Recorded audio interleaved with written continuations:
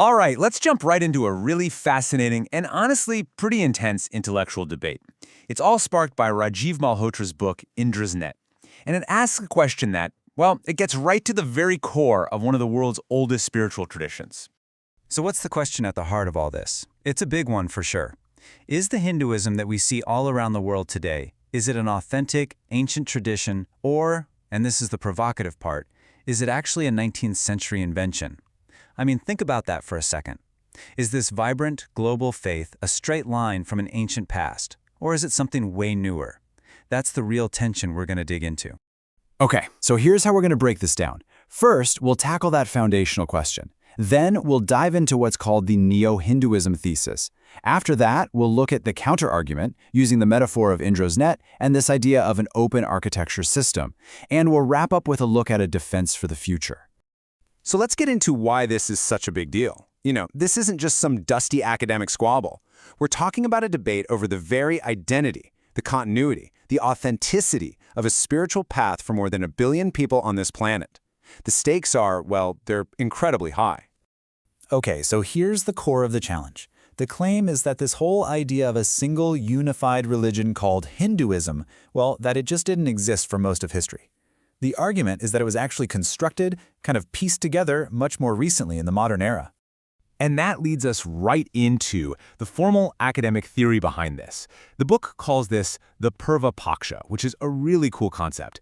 It basically means you have to fully understand your opponent's argument before you can even try to respond to it. So think of this next part as the case against the idea that Hinduism has this unbroken ancient history.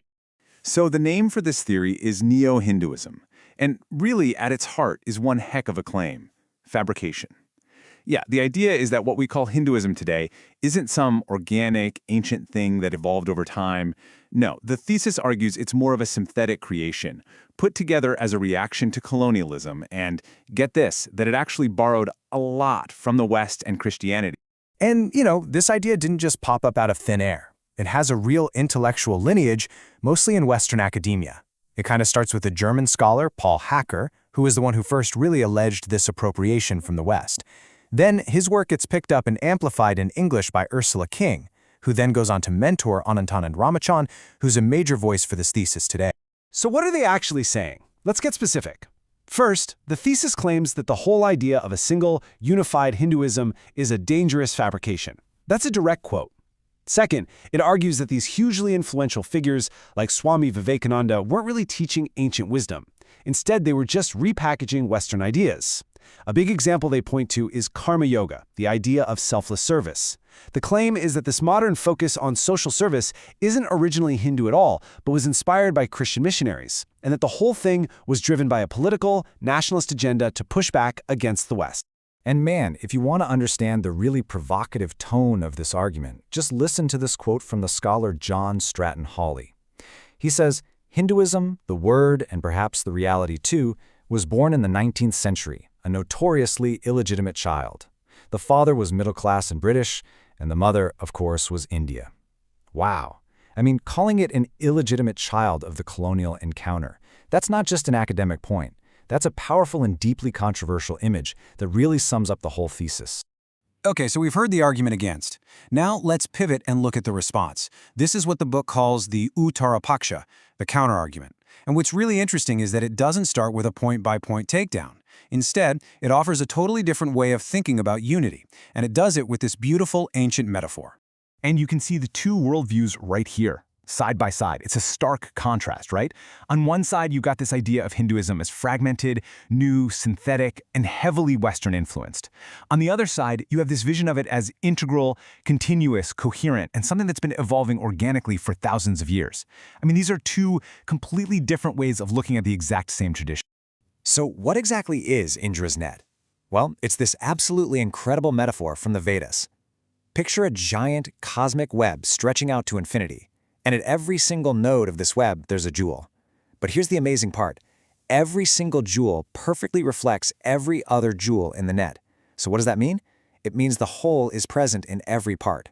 It's a perfect model for a system that's totally interconnected and unified, but doesn't need one single boss, one central point of control. Here's another great analogy for this, the banyan tree.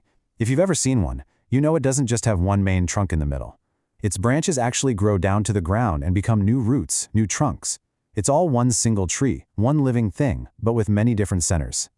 And that's the idea here. It's a polycentric system, lots of centers, all connected. This is what makes it both coherent and, frankly, super resilient. All right, so the next big idea in this counterargument pulls an analogy from a place you might not expect: modern technology. It's this concept of Hinduism as an open architecture system. So what on earth does open architecture mean here? Well, just think about the internet. The internet isn't one company's product, right? It's not one website. It's a shared set of rules, protocols that anyone can use to build on top of. And because of that, you get this explosion of creativity and diversity. The argument is that Hinduism works in a similar way. It's not this rigid, closed-off religion, but more like a flexible framework, a shared toolbox of ideas and practices that people can use and adapt. So if we break down what this open architecture looks like, a few things stand out. First, you have that common toolbox, shared ideas that everyone recognizes, like yoga or karma. Second, there's no central control, no pope, no single founder calling all the shots, kind of like the internet itself. Third, it's not history-centric. Its truth doesn't depend on one single event in the past, which is a huge difference from the Abrahamic faiths. And because of all this, new ideas and debates aren't a problem. They're actually welcomed. They're part of the feature set, not a bug. Okay, but this raises a really important question, doesn't it? If a system is so open and so flexible, what stops it from just dissolving? From being absorbed or twisted by other worldviews? How does it protect its own identity? Well, that brings us to our final section: a strategy for protecting the core. And the answer proposed is a strategic concept called the poison pill. Now, I know that sounds kind of harsh, but it's not meant to be aggressive. Think of it more like a defense mechanism. A poison pill is a core, non-negotiable principle. It's an idea so essential to the tradition that another worldview literally cannot absorb it or digest it without completely undermining its own foundational beliefs. Let me give you the main example to make this crystal clear. The good news in Christianity is built on the foundation of original sin, the idea that humanity is inherently flawed and needs a savior, right? Well, the Hindu good news, so to speak, is the complete opposite. It says that we are all originally divine. Our true nature is Sat Chit Ananda, existence, consciousness, and bliss. There is no original sin to be saved from. And you see how that works? If you accept that we are originally divine, the entire framework of needing an external savior to absolve you of sin, well, it just falls apart. That idea of our inherent divinity is the poison pill. It's simply indigestible to a theology based on sin and salvation. And all of this leaves us with one last, really big question, one that goes way beyond just this debate. In our totally globalized world, where ideas are constantly bumping into each other and mixing, how does any ancient tradition stay true to itself? How do you find that perfect balance between being open and adaptable while still protecting your unique identity? How do you change and evolve without losing the very thing that makes you, you? Now that is a question for all of us to think about.